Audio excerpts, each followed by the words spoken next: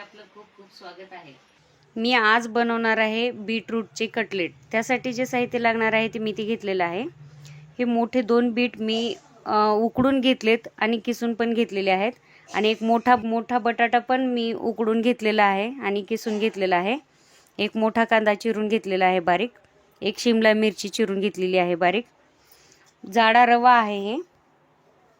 हे पोहे घेतलेले आहेत, वाटून घेतलेले आहेत, आपले जाडे पोहे वाटून घेतलेले आहेत। हे कोथिंबीर, धना पावडर, जिरेची पावडर, ही हिरवी मिरचीचा ठेचा आहे, यामध्ये मी लसूण घालून वाटून घेतलेला आहे आणि मीठ आणि तिखट।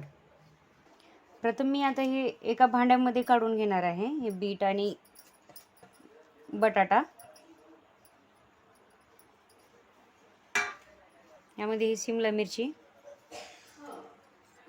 कांदा आणि हे पोह्याचे जे मी मिक्सरवर वाटून घेतले ना ते यामध्ये टाकून घ्यायचं आहे आपल्याला। तर यामध्ये हे जिरे पावडर, धना पावडर आणि कोथिंबीर पण टाकून घेणार आहे आणि तिखट कितपत वापरतात त्या पद्धतीने तुम्हाला वापरायचं आहे।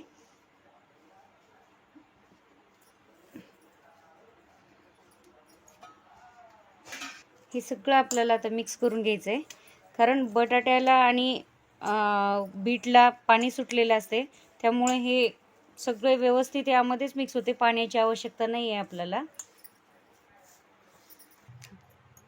आता हे आपल्याला अशा पद्धतीने आपल्याला कटलेट तयार करून घ्यायचे। हे जाड्या रव्यामध्ये हे असे व्यवस्थित यामध्ये लावून घ्यायचे आपल्याला रवा। सगळे कटलेट अशाच पद्धतीने तयार करून घ्यायचे।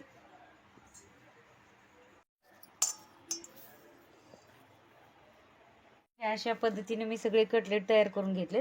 मी तेल कमी घेतले, तेल गरम झालेलं आहे आपलं। मी यामध्ये हे एक एक सोडून घेणार आहे आणि कमी गॅसवरच आपल्याला फ्राय करून घ्यायचं। अशा पद्धतीने मी शॅलो फ्राय करून घेत आहे।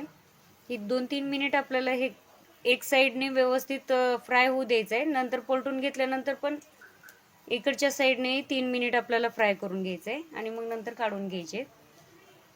अशा पद्धतीने फ्राय झालेत आपले कटलेट, मी काढून घेणार आहे एक एक करून। लहान मुलांना आणि मोठ्यांना पण आवडतील हे कटलेट, कारण बीट असं खायला लहान मुलांना आवडत नाहीत, त्यामुळे हे असे कटलेट करून खायला दिल्यानंतर खूप छान आवडीने खातात। माझ्या मुलांना खूप आवडतात। हे अशाच पद्धतीने सगळे कटलेट मी फ्राय करून घेणार आहे।